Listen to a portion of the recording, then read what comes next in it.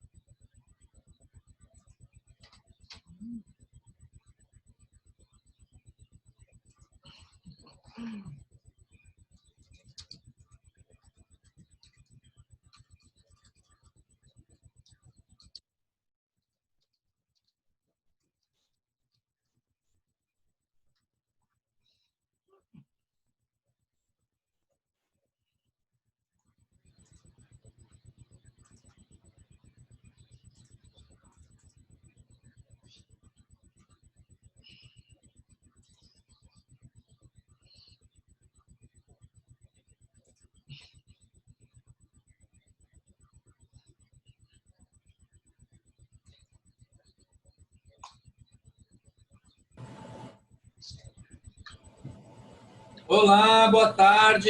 Oi, Frei, tudo bem? Tudo em paz e você? Frei, tudo em paz. Arrasou, hein?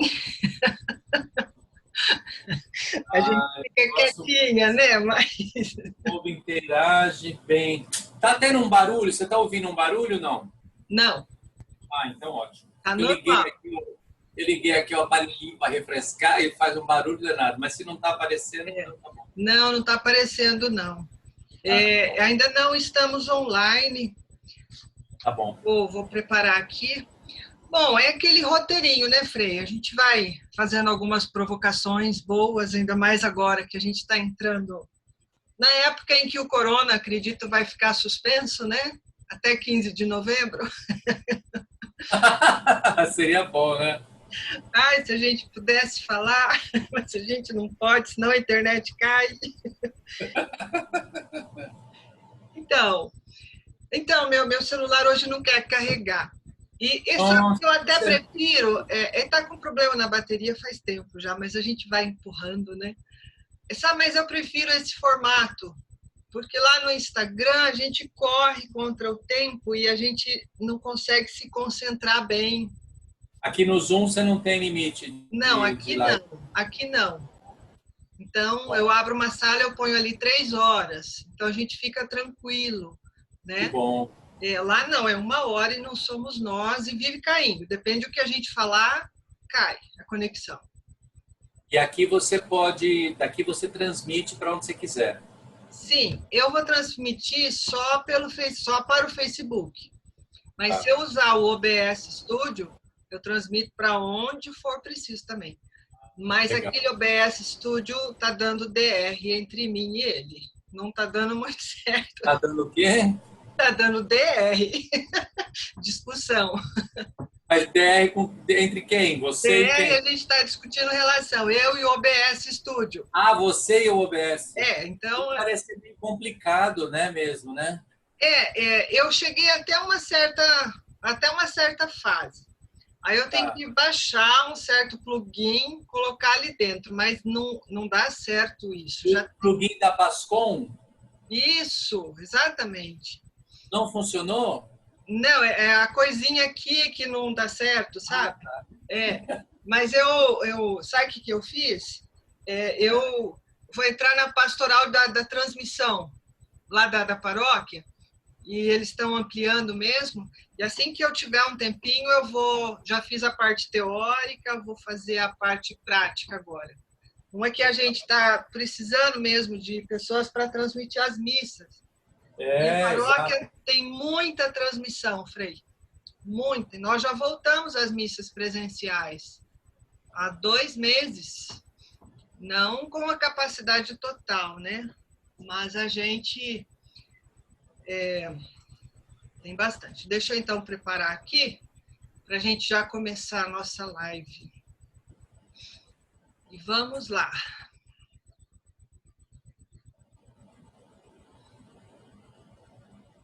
Tomara que dê certo na minha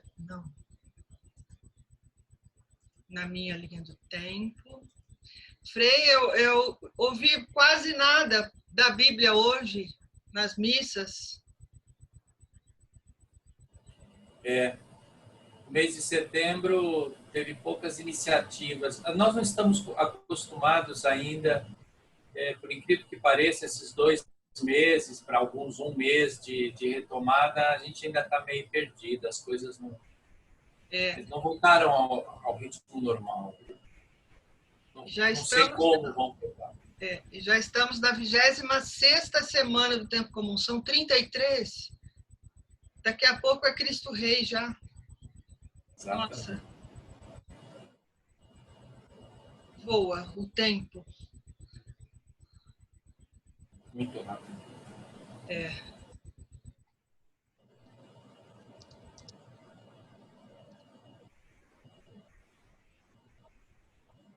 Vamos lá. No Zoom é bom porque ele faz tudo sozinho. Ele já busca a chave do stream, já... Ah, é? Você não precisa copiar e colar aqui. Não, ele busca tudo automático. Ah, que Eu prático. posso mandar pelo Facebook ou pelo... Já estamos online. Ou pelo YouTube. Tá. Já estamos... Sempre um destino só. Um destino. Se for para mais de um, eu preciso usar uma plataforma para poder dar a base, né? Aí o OBS Studio tem outras também, mas não são interessantes. Bom, já estamos online no Facebook. Se quiser compartilhar no seu também é possível, lá do Facebook. Se entrar no seu e também aqueles que nos assistem, é possível compartilhar também os vídeos. Assim, juntos estaremos evangelizando. A gente consegue chegar aonde fisicamente não chegaríamos. Né? Estamos muito longe, hein? Sim. Do Iapoque ao Chuí, praticamente. E fora do Brasil também. Verdade. Quando a gente sai, a gente percebe, Frei, aonde nós estamos chegando. Porque a situação na qual estamos vivendo, estamos experienciando, é mundial, não é local. E todo mundo está passando pelo medo do retorno, o medo do contágio, o medo do amanhã, o que vai acontecer, né? E essa segunda infecção, como que está? Então, a gente não pode parar. A gente não pode parar. A nossa grande missão é levar o amor, levar a palavra de Deus aonde a gente puder. E dessa forma aqui, online, a gente consegue, com a graça de Deus. Esse é o novo normal que veio e vai ficar. Eu acredito nisso. As pessoas me perguntam assim, Angélica, como vai ser depois? Vai ser melhor? Vai ser pior? Aí eu digo assim, eu não sei, mas eu sei que vai ser diferente. Para alguns, um novo mundo, uma nova visão, e para outros, não sei. Eu acho que uma forma boa da gente conduzir essa resposta, essa pergunta e essa resposta, é a gente pensar que é menos depois e mais agora. Quer dizer, já é o que provavelmente vai ser. Sim, já é. Isso aqui que nós estamos fazendo, por exemplo, não é temporário. Não, esse é o novo normal que veio assim, e ficou. É assim. E é bom, a gente vai ter que fazer uma readaptação para o depois. Né? Bom, Frei, vamos então começar a nossa live de hoje. E para mim é uma live muito especial. Por quê?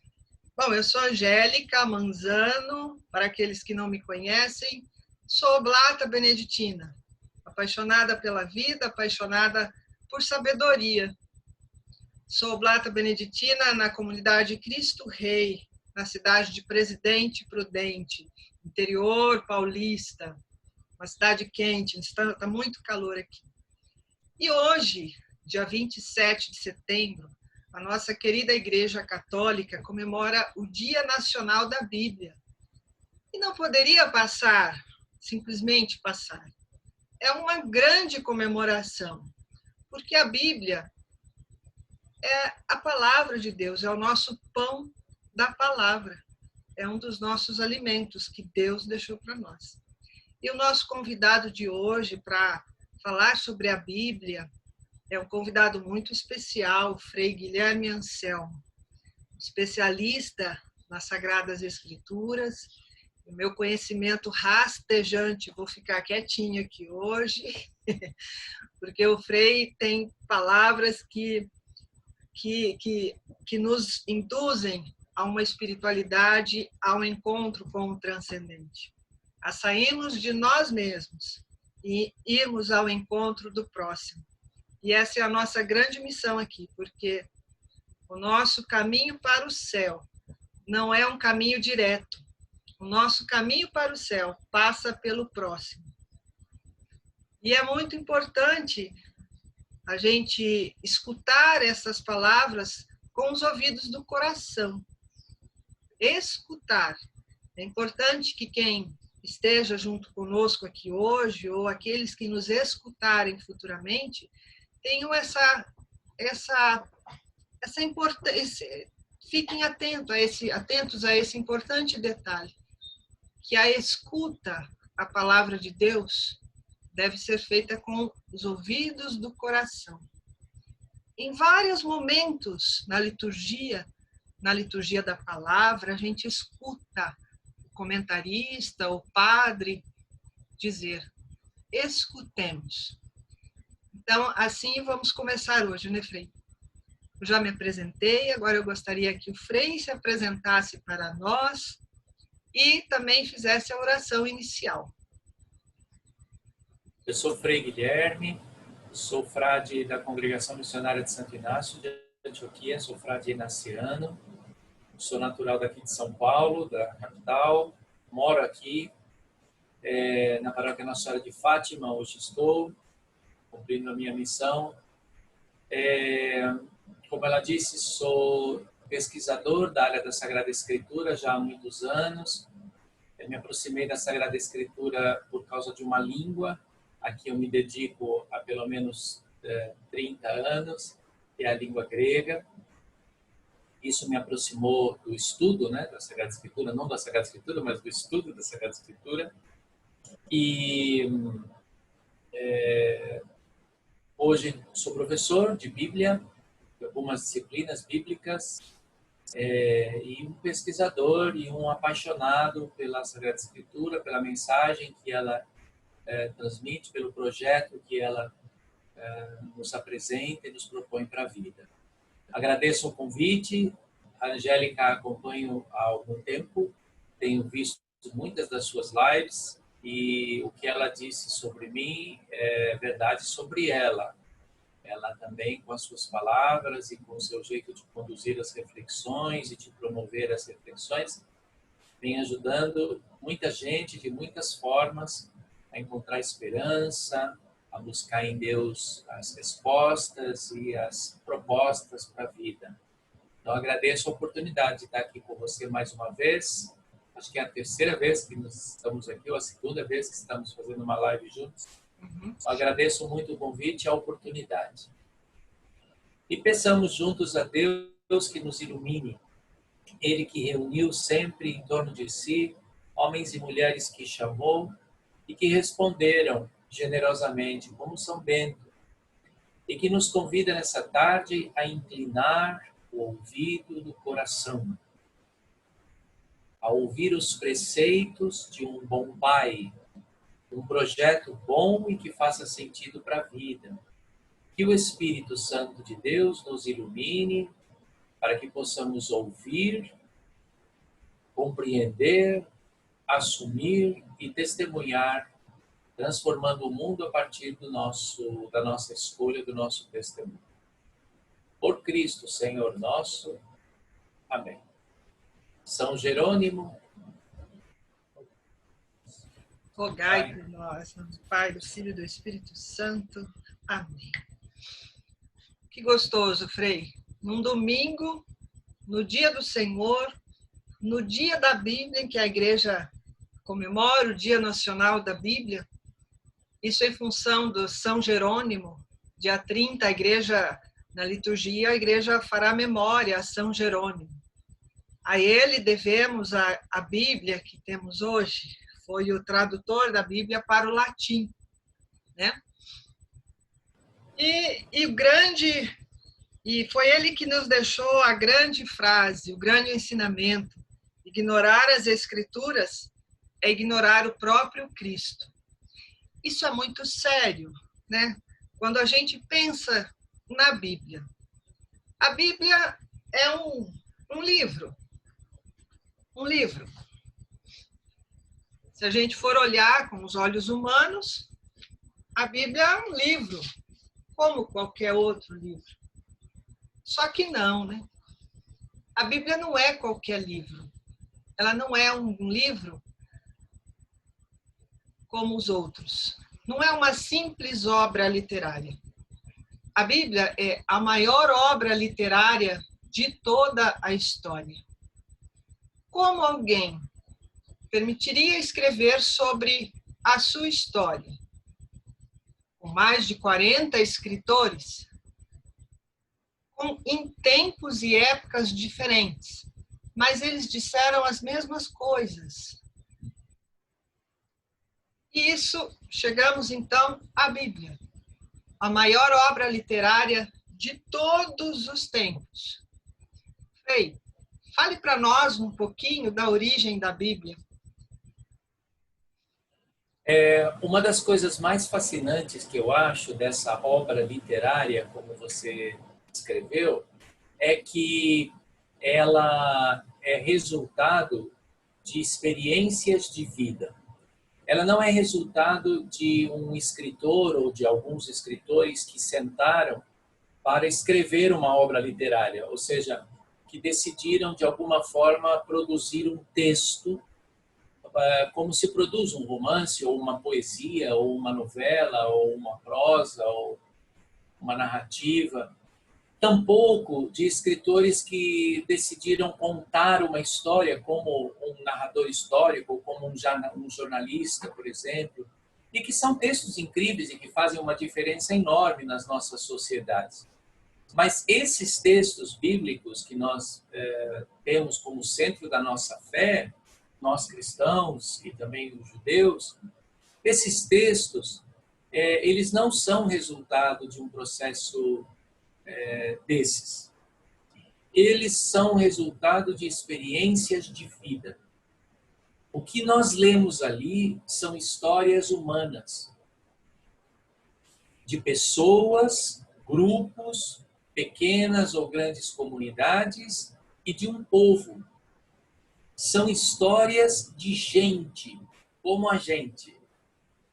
E isso me fascina porque quando a gente lê um livro desse, ou livros, são muitos, né, que estão aí colecionados, a gente tem a oportunidade de se enxergar lá, porque são histórias como as nossas, em tempos muito diferentes, como você disse, em situações culturais, sociológicas, religiosas, políticas muito diferentes das nossas, mas são sempre pessoas como nós, iguaizinhas a nós. Isso é fascinante, ler um texto. Não é uma obra de ficção, que também é fascinante você ler um livro, para quem gosta, né? Um livro de ficção, ou assistir um filme de ficção. É incrível também, né? Mas a Bíblia não é um livro de ficção.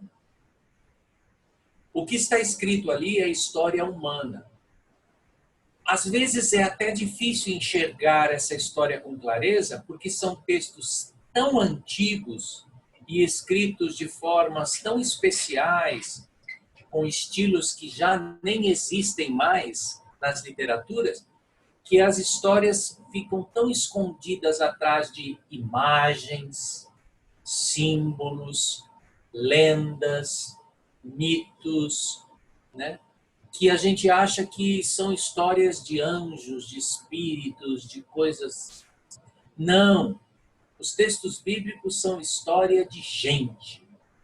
E se nós não descobrirmos que histórias são essas, estamos privados da mensagem central escondida nessas páginas. Isso é o que mais me fascina nos textos bíblicos. Bárbaro, né? E quando a gente começa lá pelo primeiro livro, o livro da nossa origem, Gênesis, nós vemos que Deus criou tudo que existe, tudo. Deus nos criou. E Ele gostou muito. E Ele nos criou a imagem e semelhança dEle. E a gente vive num mundo de tanta turbulência hoje. Nós vivemos na psicologia dizemos, tão para o ego e não para o self. O self é a nossa alma. Alma em latim é animus, né? Anima. Anima. E aquilo que nos anima. Então, quando a gente diz assim, nossa, a pessoa tô tão desanimada, nossa, cadê sua alma? Né? Então, quer dizer que eu perdi a minha alma. Mas não, nós devemos pensar, quando a gente lê o Gênesis, que nós fomos criados à imagem e semelhança de Deus. E Deus, se a gente pensar no seu filho, quando ele se humanizou, veio nos mostrar o reino de Deus e nos mostrar como que a gente chega no reino de Deus, foi maltratado, foi surrado, foi chicoteado, foi cuspido, foi crucificado. Mas mesmo assim ele não perdeu a essência dele. E a essência de Cristo é o amor. Eu lembro muito dos padres quando eu falo isso. Porque é uma jornada difícil, né, Frei? Muito difícil. Então, se nós somos feitos a essência de Deus, a nossa essência é o amor também. E a gente está tão para o ego, ai, por que isso? Eu sou assim porque meu pai, eu sou assim porque minha mãe, eu sou assim porque minha história, eu sou assim porque meu patrão. Não. Quando a gente entrar para o serviço de Deus, na jornada da nossa vida, e a gente entra no serviço de Deus lá no batismo. No batismo recebemos a missão de evangelizar. Então, a gente vê que a Bíblia ela traz para a gente histórias, e a nossa história, ela traz a nossa essência. Então, Frei, como que eu devo olhar melhor para a Bíblia para entender a nossa jornada, o nosso sentido de vida? Acho que o primeiro passo é você compreender a história daquelas pessoas. Senão a gente não entende o que está escrito ali. E a gente só vai conseguir entender a história daquelas pessoas se a gente estudar o texto, meditar o texto com mais atenção. Às vezes dá para fazer isso sozinho, com alguns textos, né? Mas com a imensa maioria dos textos, a gente precisa de ajuda. Ou de alguém, ou de um cursinho, ou do rodapé da Bíblia, ou da introdução que está lá na Bíblia encaixadinha entre os livros, né? Mas é muito importante entender o que está acontecendo ali. Como eu disse, em alguns textos é muito óbvio, né? Por exemplo, nos evangelhos, a imensa maioria dos textos que saem da boca de Jesus, as parábolas, os ditos de Jesus, que não são tantos assim, e que estão nos evangelhos, entre os narradores que vão conduzindo o texto, né, dos 4 evangelhos, as palavras de Jesus, as parábolas, os ditos, etc. Normalmente, o que vem direto da boca de Jesus é tão óbvio, tão certeiro, né? Tão assim avassalador na sua simplicidade. E isso pode ser muito bem-vindo para quem quer ter uma experiência mais intensa com a palavra de Deus, imediata, assim, sem grandes aparatos de apoio, né? Agora, a maioria dos outros textos vão depender de ajuda, porque são textos escritos em momentos muito distantes dos nossos, culturalmente, uma língua diferente, numa forma de organizar as ideias diferente, numa religião diferente, enfim. Então, se a gente não entender isso tudo, é muito difícil que a gente entenda o cerne da questão, o coração da mensagem. Vamos ficar sempre na superfície, né? Agora, nós somos cristãos, né? E algo muito importante para nós é considerar que Jesus, esse Jesus que nós conhecemos, o de Nazaré, esse que você, Angélica, descreveu, tão humano, tão encarnado no sofrimento humano, na cruz, etc. Esse Jesus é a chave de leitura de todos os textos. O que é isso? É só por Jesus, é só através dele que a gente entende todo o projeto dessa obra literária que a Angélica fez referência, que a gente chama Bíblia. Ele é a nossa chave de leitura, porque nós escolhemos por fé que ele seja a nossa chave de leitura. São possíveis outras chaves de leitura, que não Jesus, para outras religiões ou para outras leituras até não religiosas da Bíblia. Mas para nós cristãos, só tem essa chave de leitura. Jesus. Por exemplo, quando nós lemos aqueles textos do profeta Isaías que descrevem uma figura que sofre, que é espizinhado pela sociedade, que é humilhado, cuspido, abandonado, que é morto, o famoso servo, sofredor de Isaías, etc., nós enxergamos ali Jesus. Mas quem escreveu não está falando de Jesus. Ele nem conhecia Jesus. É um texto muito anterior a Jesus. Mas nós enxergamos ali Jesus por quê? Porque para nós ele passa a ser a chave de leitura para compreender esse texto. Porque esse texto e todos os outros fazem parte do que nós chamamos de revelação da vontade de Deus. Deus se revelou a nós na história dessas pessoas, do povo e de cada uma dessas pessoas que são descritas ali nesses textos. E nos últimos tempos, diz a palavra de Deus, na plenitude dos tempos se revela em Jesus Cristo, que passa a ser o cume, o limite, assim, a explosão da sua revelação do que ele quer para nós. Projeto de Deus para a humanidade. Desde a sua origem, como a Angélica falou, desde o Gênesis, Deus tem um plano. Nós não somos um acaso. Nós fomos planejados, desejados por Deus. Por uma única razão Deus nos desejou. Por amor. Nós somos resultado de uma vontade de Deus. Qual vontade? Amar. Deus quis amar mais. E aí ele nos criou para sermos amados. Por isso esse é um projeto. Esse é um projeto. E foi por causa disso que Deus nos criou. Só que ao nos criar, para poder amar de verdade, ele teve que nos criar livres. Porque se ele nos criasse presos a ele, sem termos a escolha, inclusive, de não querermos o amor dele não poderia ser verdadeiro para nós.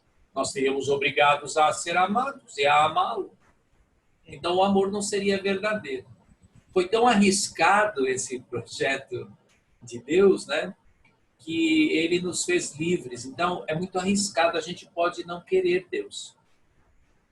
Eu posso não acreditar, inclusive, nele.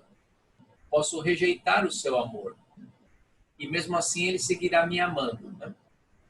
E aí quando vem Jesus, e como a Angélica disse, nós o vemos na Sagrada Escritura, ser o grande sinal humano do amor divino, ele vem provar de uma vez por todas que o amor divino não é um sonho, uma teoria, algo a ser contemplado nas estrelas, nos anjos, nas emoções, nos sentimentos, nas poesias. Não. Em Jesus nós temos uma certeza. O amor é possível. Humanamente possível. Porque a gente não conseguiria imitar um anjo. Não conseguiríamos imitar um espírito. Agora a gente consegue imitar Jesus, porque Jesus é igual a nós.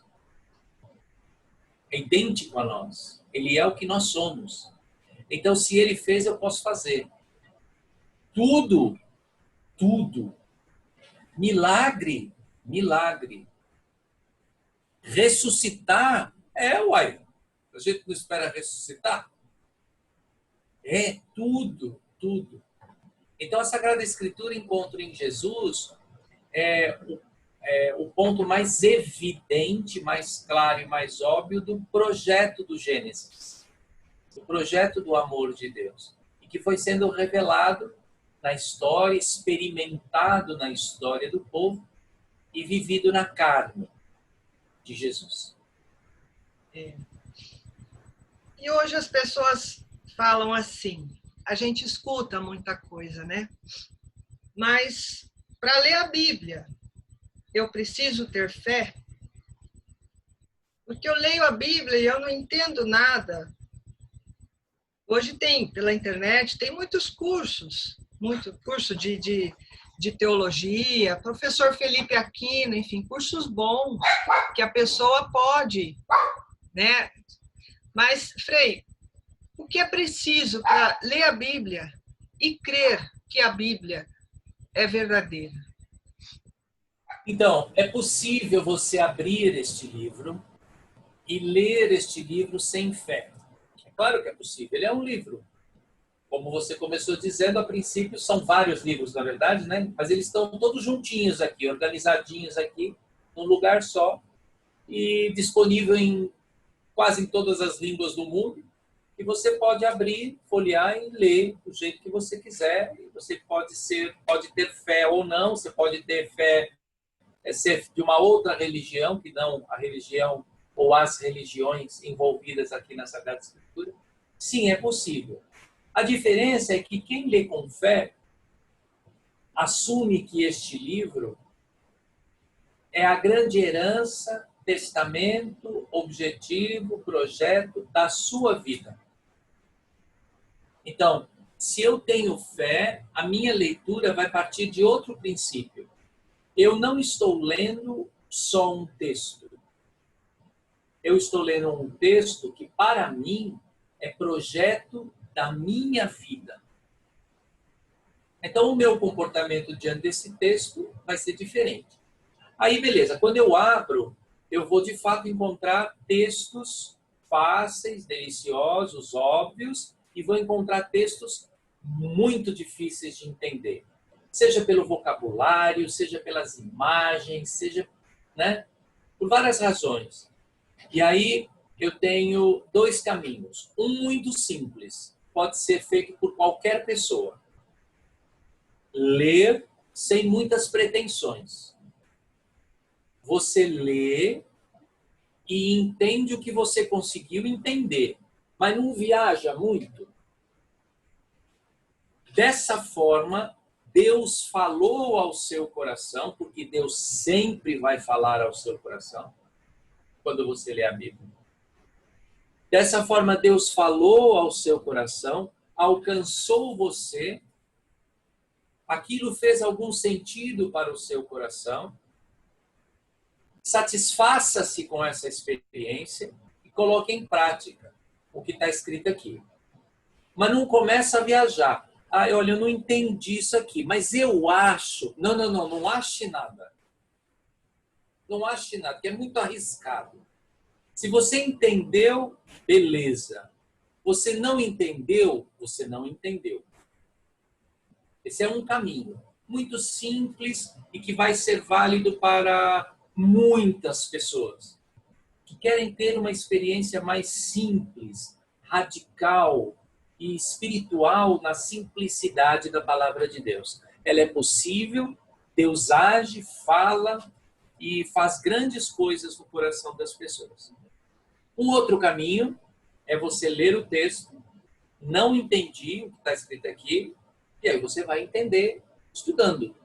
Seja pelos rodapés que tem aqui, pelas introduções, que ajudam bastante, seja pelos cursos, que a Angélica falou, disponíveis na internet, ou cursos presenciais, sempre bons, seja comprando livros de apoio nas livrarias católicas, protestantes, livrarias que se dedicam às pesquisas bíblicas, comentaristas, teólogos que se dedicam a explicar o Apocalipse, a explicar o Gênesis, a estudar os Salmos, a estudar o Evangelho segundo Lucas, né? Então, tem uma vasta bibliografia que pode ajudar você, se você está interessado num estudo mais aprofundado. Já adianto que é um estudo fascinante e que, se você começar, você vai entrar num ciclo vicioso, mas no bom sentido. Você não vai querer parar mais. Verdade. É um mundo que abre diante de nós e que vai levar você mais fundo no texto. Então, são dois caminhos muito diferentes, mas os dois, nas mãos de Deus, produzem efeitos um tão bom quanto o outro.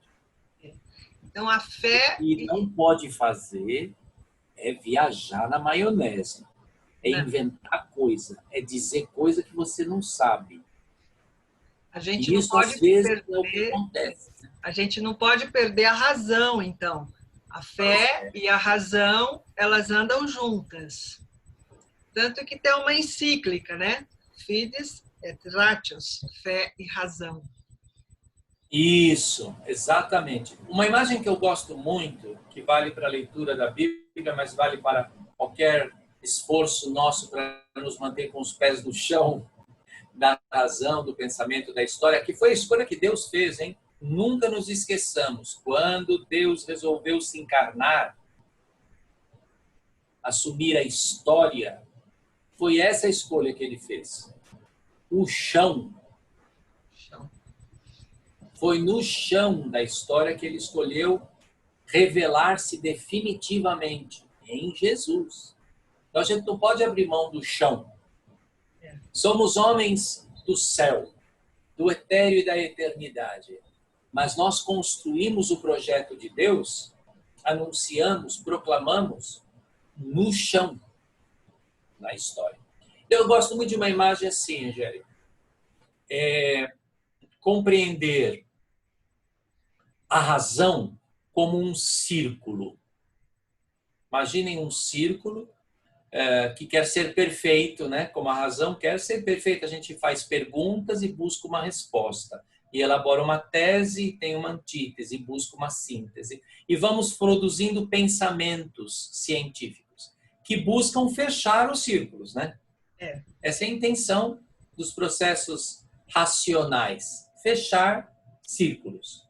Então, pense nesse círculo assim, né? A razão como este círculo assim. E pense na fé como um momento desse movimento circular aqui, em que a fé faz com que esse círculo, ao invés de se fechar, se abra num novo círculo. Por exemplo, a origem do mundo, uma pergunta que nos devasta, né? Como seres humanos, de onde viemos, como tudo começou, né? E muitas ciências se dedicam a essas pesquisas. A biologia, a física quântica, a antropologia, a sociologia, né? A arqueologia. Quantas disciplinas e quantas ciências se dedicam a buscar as origens físicas, né? Concretas da existência do mundo, da criação, da origem. São buscas racionais, científicas. E todas essas buscas, em algum momento, encontram o escuro de uma pergunta. Todas essas experiências vão, e muitas já foram longe, e encontraram respostas impressionantes, e que nós nunca imaginávamos chegar a essas respostas. Nos últimos 100 anos, essas respostas chegaram a níveis, sim, que a gente fica assustado com a beleza, com a grandeza das respostas. Mas todas elas ainda estão cheias de interrogações. É esse vértice aí que não permite com que a razão se feche.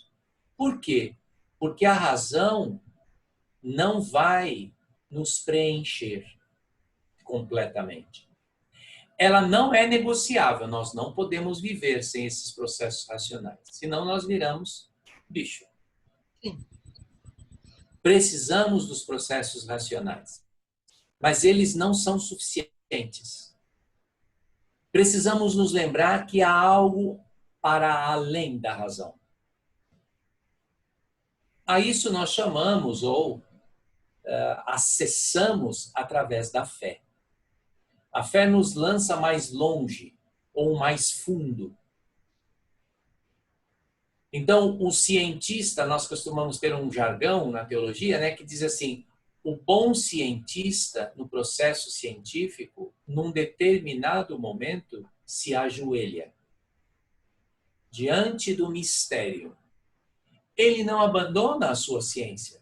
Ao contrário, ele abre novas perguntas, novas janelas, novas portas para novas pesquisas, porque ele enxerga que há um mistério. Ele não se acomoda, ele quer mais, mas ele reconhece, eu não sei tudo e jamais saberei tudo. Isso dá ao cientista e a cada um de nós que fazemos uso da razão, seja em que tamanho for, nos dá humildade, né? De continuarmos construindo uma vida que não abre mão do chão, mas que se lembra sempre da eternidade, que nos é garantida por Jesus Cristo na ressurreição. Todos os cachorros estão aqui. Em todos os momentos em que a gente vê a passagem de Jesus aqui, pela humanidade, a gente percebe que ele nos leva a uma busca no conhecimento pessoal. E que o mistério, esse mistério, sempre vai existir, porque essa é a nossa busca. Se a gente descobrir o mistério, acaba a busca pelo reino de Deus. Quando Deus construiu, quando algumas partes Deus fez José dormir, Deus fez Adão dormir, porque esse DNA só Deus conhece. Esse segredo é de Deus. E esse é o mistério da nossa fé. O que a gente renova todos os dias na Eucaristia e que vai prevalecer sempre. Essa é a nossa grande busca. E quando a gente se esvazia de nós mesmos, a gente autoriza que o mistério faça morada em nós. É o que a gente chama de o encontro com o transcendente, com o T maiúsculo. E que alguns chamam de o encontro pessoal com Deus. E essa experiência pessoal com Deus nos leva realmente a entender melhor as Escrituras, não é, Frei? A olhar com outros olhos as Escrituras, a entender que felicidade está diretamente ligada ao servir ao próximo. E é tão gostoso quando a gente serve, quando a gente ajuda alguém, mas a gente, olhando melhor as Escrituras, e a gente entendendo a vida como Deus quer, como Deus planejou para a gente percebe que Deus nos expõe. E ele expôs a vida de muita gente. A vida de Abraão, a vida de Moisés, a vida de Davi, a vida de muitos. Mas essa exposição, que é o nosso lado interior, é uma exposição boa. É o nosso eu mesmo. É o nosso conhecer-se a si mesmo. E isso me deixa feliz. Numa sociedade onde a maioria busca o ter, e que o princípio que prevalece é se você tem, você é. Se você não tem, você não é. Numa sociedade onde há muitos excluídos por N razões, em que a gente vê na Bíblia que Jesus, e na liturgia desse fim de semana, desse domingo, nos ensina que a humildade é o melhor caminho da nossa jornada de vida para chegar até o reino dos céus. Por que, Frei? Jesus nos mostrou esse caminho, mas nós parece que a maioria, ou em alguma fase da nossa jornada, a gente fica como Paulo, com escamas nos olhos. A gente não consegue enxergar isso. Talvez por orgulho. Nós somos teimosos, nós queremos ir, queremos avançar e ir mais fundo. E isso é bom, Deus plantou o desejo de conhecimento, de saber mais e mais, né? Aquele texto do Gênesis é tão simbólico nesse sentido, né? Tem lá a árvore do conhecimento. E agora, isso é bom quando nós compreendemos que isso será bom o quanto for da vontade de Deus. Quando começar a ser da minha vontade exclusivamente, vai atrapalhar o projeto de Deus. E quem vai se lascar serei eu, porque eu serei infeliz. Mas uma coisa que atrapalha mais nesse processo orgulhoso é quando eu quero mais, religiosamente, espiritualmente, diante do mistério, eu quero ir, eu quero alcançar, eu quero obter, quero ter, e aí eu rezo, eu vou à missa, eu me visto assim assado, eu faço caridade, isso e aquilo, não porque eu tenho uma experiência mística, mas ao contrário, eu através disso quero alcançar Deus. Isso é um problema porque eu nunca vou alcançar Deus. Eu nunca alcançarei o mistério. Eu nunca desvendarei os mistérios de Deus, os segredos. Eu sempre estarei dormindo como Adão. Eu sempre estarei escondido da face de Deus, porque quem vê a face de Deus morre, diz a tradição semita. Agora, o que Jesus nos trouxe de absolutamente novo, e isso é o que significa evangelho, boa notícia. O que ele veio nos dizer é que não adianta tentar chegar a Deus. Deus vem. Não precisamos nos esforçar, nem adiantaria nos esforçarmos. Deus vem e dá tudo. Ele é tudo em nós. Então, na verdade, nós não alcançamos o mistério. O mistério nos alcança. Nós não descobrimos o mistério. Nós experimentamos o mistério que nos chega. Quando celebramos a Eucaristia, quando celebramos os sacramentos, é isso que nós estamos fazendo. Nós não vamos à missa para obtermos de Deus algo. Nós vamos à missa celebrar a graça de Deus que já chegou. Já somos salvos. Já fomos perdoados. E agora vivemos uma vida de gratidão por essa graça, por essa salvação, por esse perdão. E é assim que testemunharemos o Evangelho. Nós não vamos ao mundo para, através da nossa vida, alcançarmos algo de Deus. Nós vamos ao mundo testemunhar o mistério que fomos alcançados por Deus. Isso é algo, de um lado, tão maravilhoso, tão libertador, tão transformador, mas ao mesmo tempo nos incomoda tanto que a gente quer, de alguma forma, ter o controle das coisas. A gente vê isso acontecer com Jesus, né? Os líderes políticos, religiosos do tempo de Jesus olham para ele, para os seus discípulos, e no fundo o que eles, muitos devem pensar é o seguinte: não pode ser tão simples assim, não pode ser tão fácil assim. Não é possível. Não é possível. Não precisa fazer tudo que a gente faz. E aí Jesus vai respondendo devagarzinho, né? Vai mostrando, até o ponto da cruz, em que ele está absolutamente vazio. Nu. E só. Né?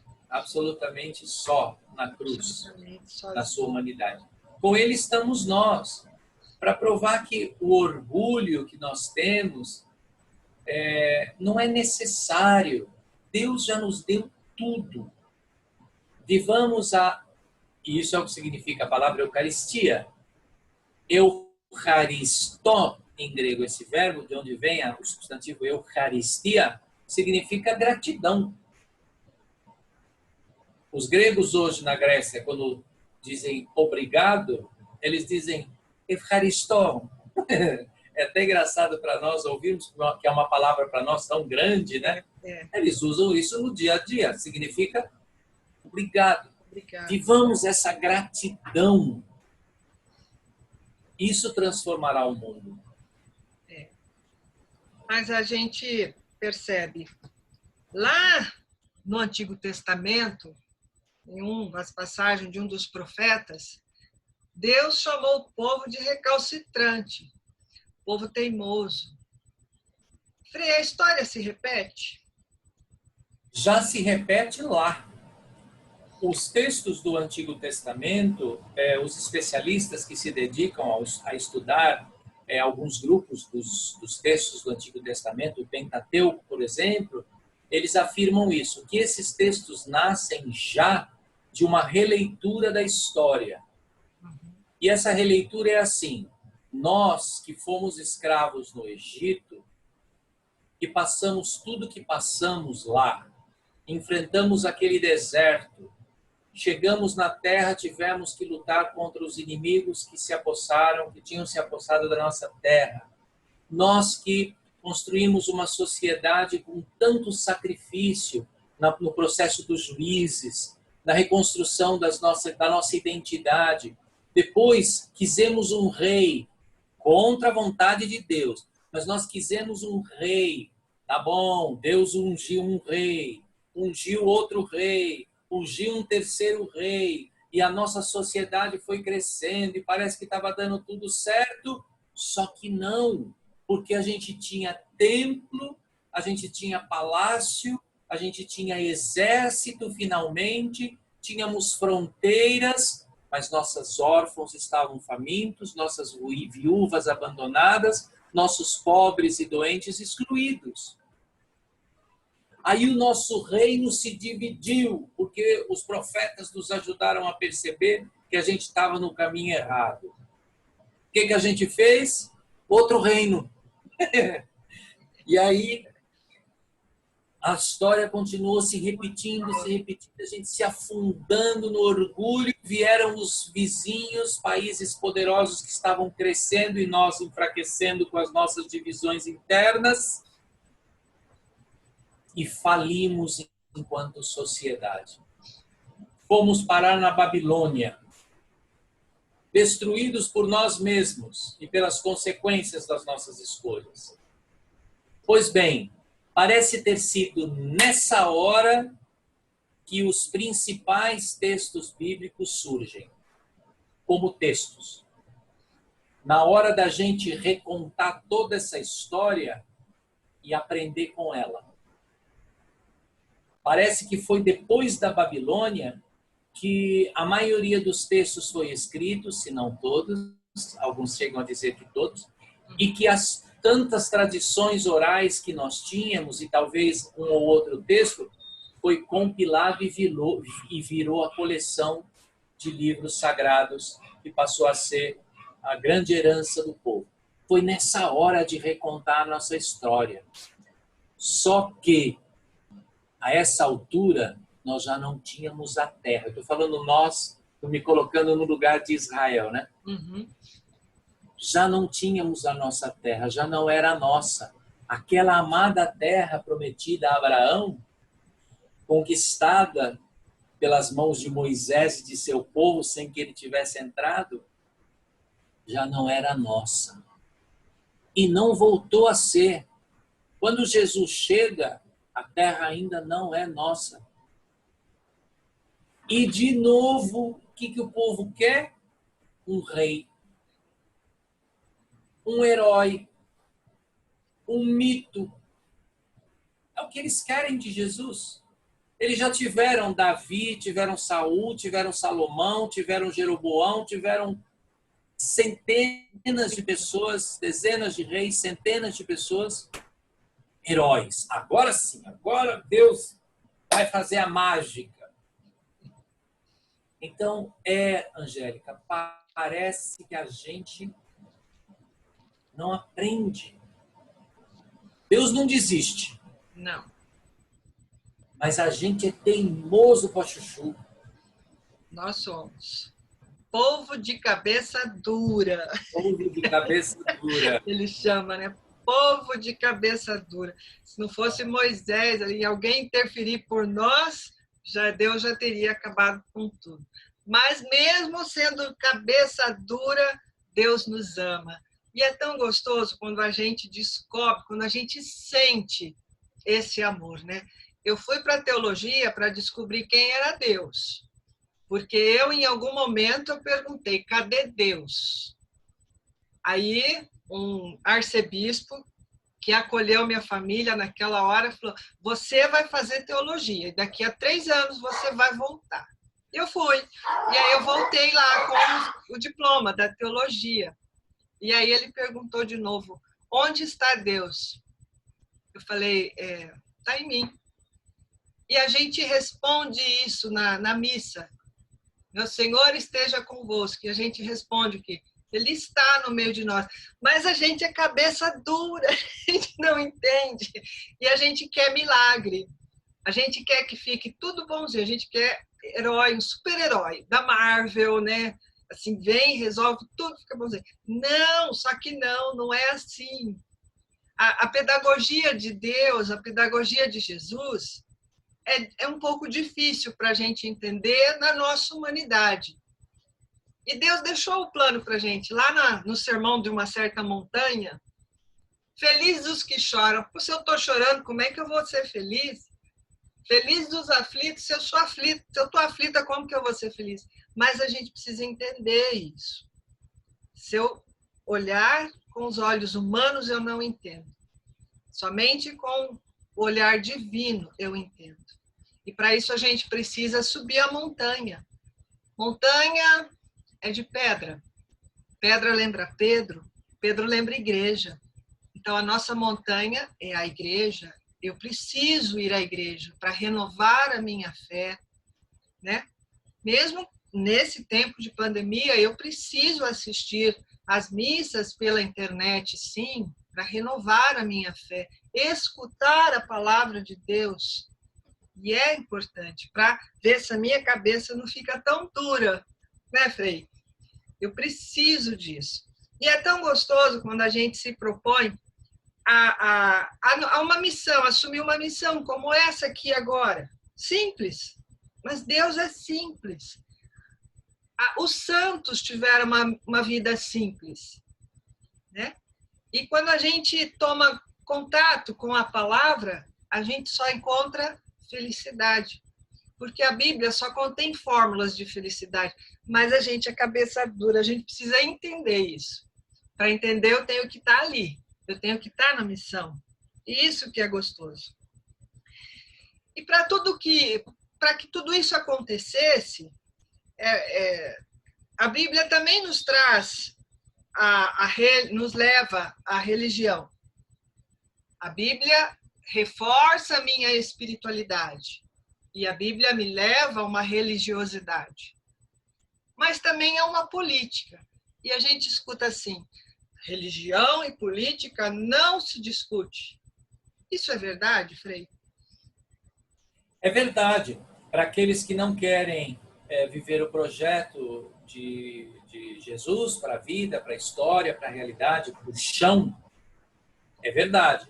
É só não misturar política com nada. Deixa a política lá no cantinho dela, aí você vai viver uma religião muito legal, assim, uma religião desvinculada da vida, dos outros.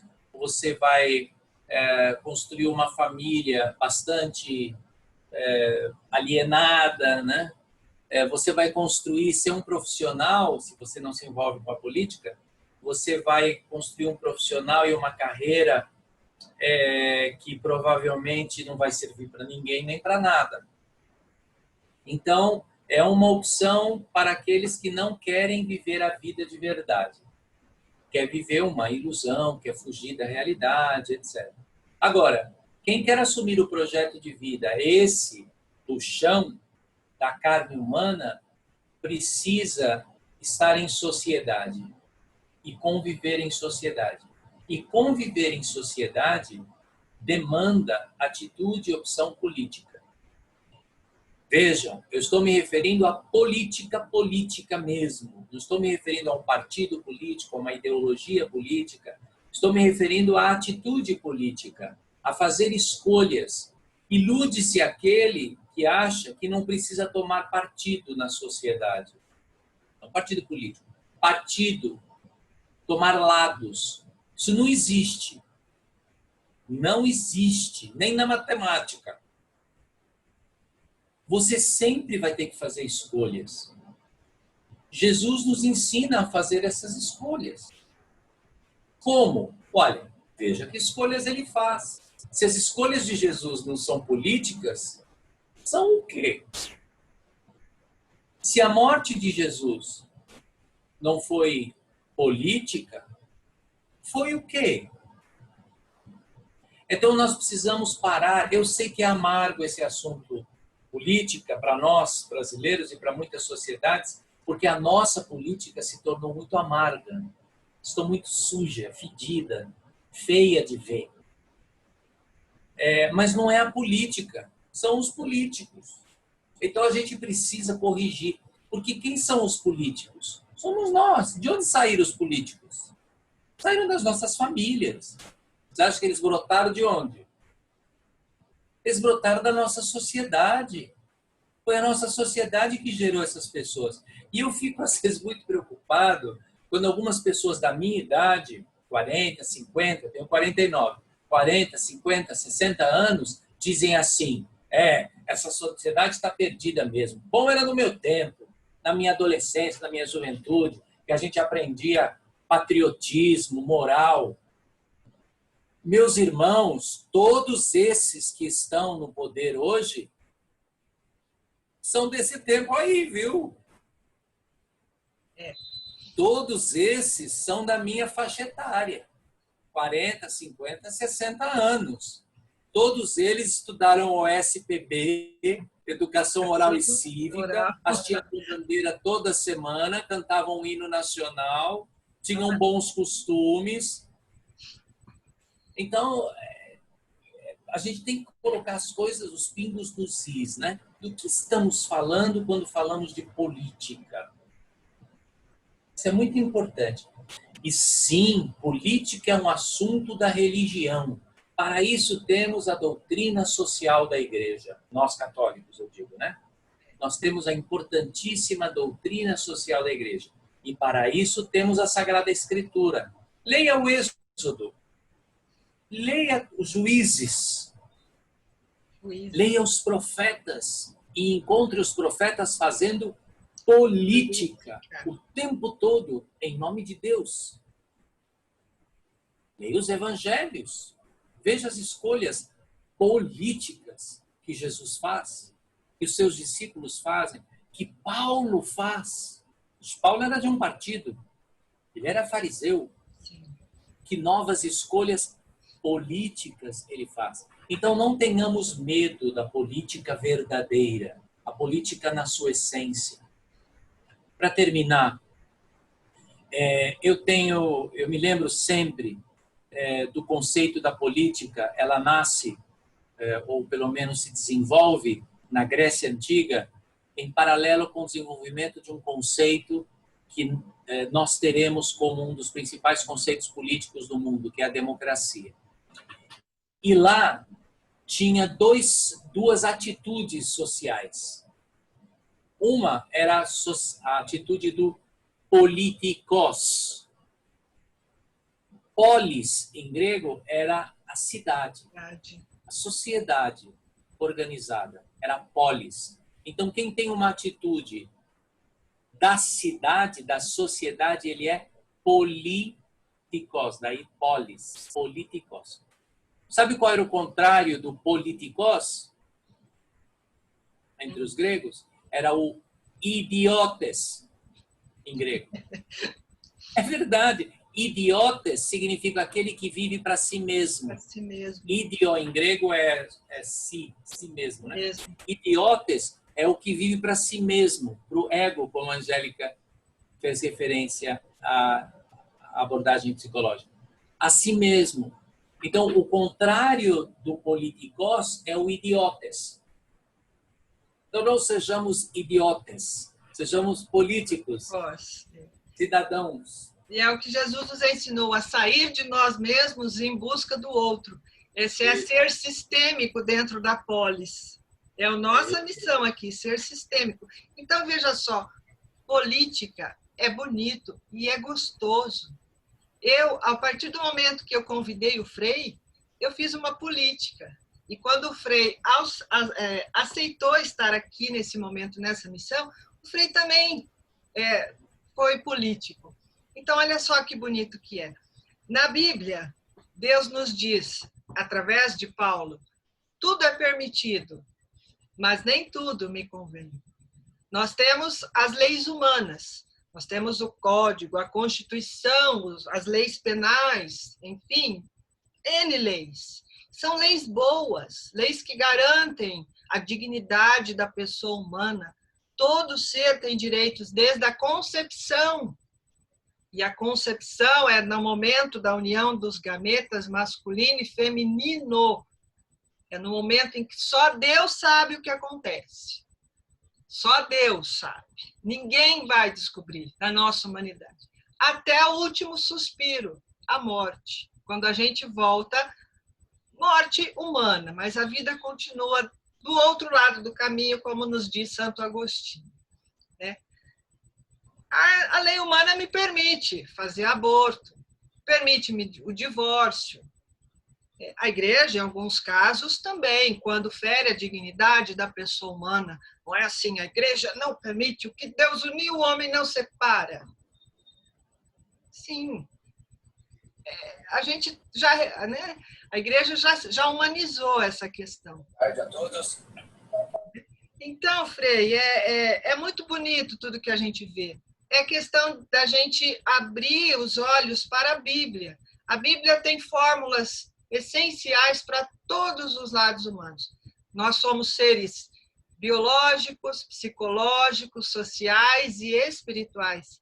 E a Bíblia nos traz fórmulas de como exercer, como vivenciar em todas essas dimensões humanas. Isso que é bonito. Do Gênesis ao Apocalipse. E o Apocalipse é tão bonito quando a gente entende. E Apocalipse é revelação. Mas o povo acha que é o fim do mundo, Frei. Não é? O mundo vai acabar ali. Tem gente que não lê o Apocalipse com medo do mundo acabar. Eu já ouvi essa história. É uma pena, é um texto tão lindo e que ficou estigmatizado, né? Mas quando a gente estuda o Apocalipse, é um dos textos mais bonitos, as imagens são tão bonitas. Mas é um daqueles exemplos que eu dava no começo que dificilmente eu vou conseguir ler sozinho. Porque são imagens tão complexas e que dependem de compreender tanta coisa por trás, de uma linguagem que não pertence à minha cultura, ao meu simbólico, né? E que dificilmente eu vou compreender a imagem. Então, o Apocalipse é um dos textos que eu preciso contar com ajuda para conseguir ler e compreender a mensagem. E aí as pessoas, naquele afã de compreender, fizeram aquilo que eu disse que não é bom fazer, né? Eu acho que... E aí cria-se medo, fundamentalismo e, às vezes, arma. Às vezes o Apocalipse se torna uma arma na mão das pessoas para botar medo e controlar as pessoas, né?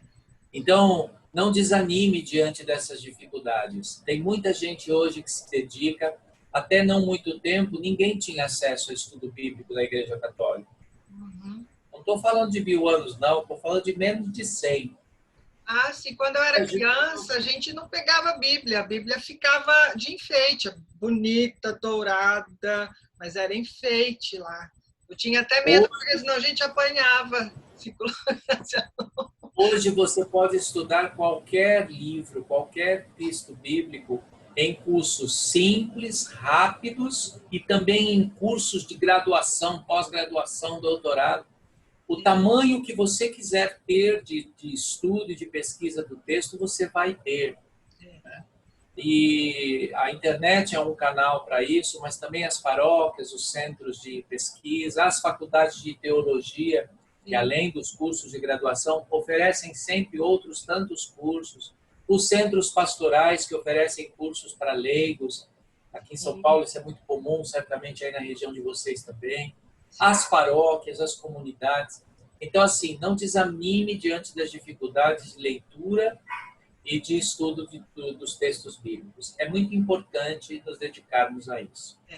Querida, eu vou ter que fazer uma coisa bem política, que é ir embora, porque eu tenho uma reunião. Agora, deixa eu contar para vocês uma boa notícia. A nossa paróquia, depois de 7 meses, retoma.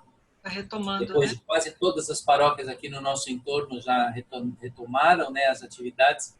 Nós ainda não tínhamos retomado por uma série de questões. E agora vamos retomar na próxima semana, se Deus quiser. Rezem por nós. Então, eu marquei uma reunião, a última reunião, antes da retomada, com as lideranças da paróquia, né? Uma reunião online, aqui como essa. E eles já estão lá, já estão me mandando. Cadê você? Onde é que você... Tá legal, Frei. Então, vamos lá. lá. Eu estou atrasado. Mas, assim, quero agradecer muito, mais uma vez, essa oportunidade.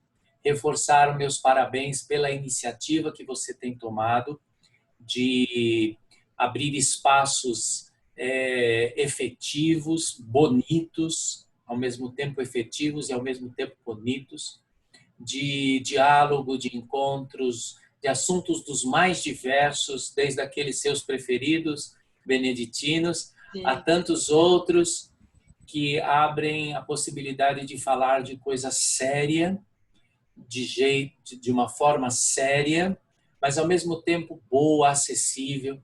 Então, parabéns pelas escolhas que você tem feito, que Deus ilumine, fortaleça você nesse seu protagonismo do batismo cristão. Obrigada. E da sua escolha de missionária que você tem se tornado na evangelização, nesse espaço que Deus concedeu a você e que você está usando muito bem. Amém. Então, parabéns. Deus abençoe você, sustente você no seu trabalho. Obrigada. Obrigado pela oportunidade de hoje, desse convite. Nossa, eu que agradeço o sim do Frei mais uma vez. E vamos então para a oração final. Vamos lá. Pai Santo e Deus de bondade, olhai para todos esses irmãos e irmãs que nos acompanharam nesta live e aqueles que virão depois acompanhar estas reflexões. Alcançai-os com o poder do vosso mistério, com o vosso abraço amoroso, que perdoa, restaura, fortalece, ilumina. Enviai sobre eles a força do vosso amor, para que sejam também eles amorosos, para espalhar amor mundo afora. E vos peço especialmente por essa vossa filha, que tem construído pontes, derrubado muros e promovido encontros para que a vossa palavra chegue ao coração das pessoas. Abençoai-a também. Iluminai sua vida e fortalecei em suas escolhas. Para isso vos pedimos a vossa generosa bênção sobre todos os vossos filhos e filhas. O Pai, o Filho e o Espírito Santo. Amém. Bom, Benedicite, até a próxima. Fiquem com Deus. Muito obrigado e boa semana. Já não estamos mais uma. Tchau.